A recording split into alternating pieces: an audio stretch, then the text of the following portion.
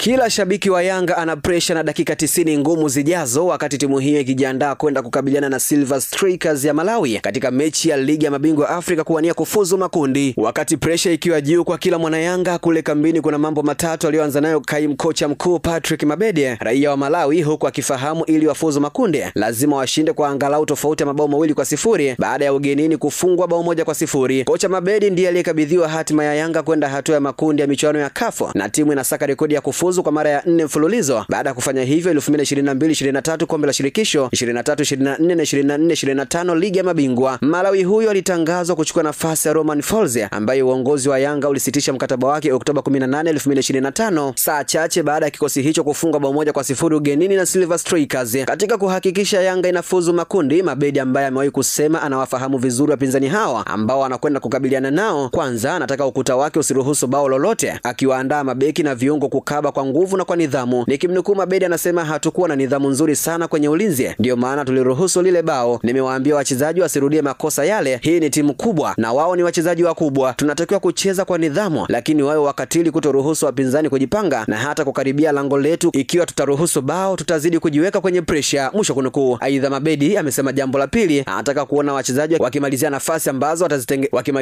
ambazo watatengeneza kwa kuwa watahitaji kushambulia kwa nguvu. Mabedi alisema Yanga haitaki kukaa nyuma na anataka kila nafasi ambayo ataitengeneza iwe kama haitapatikana tena ili wapate mabao ya haraka. Katika hilo anakiandaa kikosi chenye uwezo wa kucheza kwa kasi muda wote wa mechi. Nikimnukuu anasema, tupo nyumbani, tutakuwa mbele ya mashabiki wetu tunaoamini watajaa uwanja mzima. Tunatakiwa kuipigania klabu yetu, hapo ni muhimu kutangulia kupata mabao ya haraka. Tunatakiwa kuhakikisha tunakuwa na njaa ya kumalizia nafasi ambazo tutazitengeneza. Mpinzani anapofanya makosa tunatakiwa kumwadhibu na sio kumfanya ajipange upya. Hizi ni mechi kubwa, hatutakiwi kuidharau. Silver Strikers ina kocha na wachezaji wazuri, lakini Yanga inaweza kuonesha kuwa bora zaidi kwenye mchezo huu wa nyumbani ambao utaamua hatima yetu. Tunatakiwa kumaliza mechi mapema, mwisho kunukuu. Na jambo la tatu ambalo Mabedi ameanza nalo katika kikosi cha Yanga kuelekea mechi hiyo ni kubadili kikosi tofauti na kile kilichocheza mechi ya ugenini. Mabadiliko ya kikosi hicho yanakuja kufuatia uwepo wa taarifa za kupona kwa mshambuliaji kinara wa Yanga msimu uliopita Clement Mzize, ambaye msimu huu amecheza mechi moja tu pekee ya kimataifa kati ya 3. Mzize aliyepata majeraha katika mechi ya kwanza dhidi ya Wiliete iliyochezwa Septemba 19, 2025 nchini Angola, huenda akaanza Jumamosi baada ya mahitaji ya Mabedi kutaka soka la kasi ambalo mshambuliaji huyo analiweza. Wakati Mzize anauguza majeraha, alikosekana katika mechi 4 za mashindano dhidi ya Pamba Jiji, Wiliete Sports Club, Mbeya City na Silver Strikers ya Malawi, mchezo uliochezwa Oktoba 18, 2025. Kwa jumla msimu huu Mzize ameanza mechi moja tu dhidi ya Wiliete iliyochezwa Septemba 19, 2025. Awali alitokea benchi katika ngao ya jamii dhidi ya Simba Sports Club, mechi iliyochezwa Septemba 16, 2025. Nyota huyo aliyeibuka kinara wa mabao ndani ya kikosi cha Yanga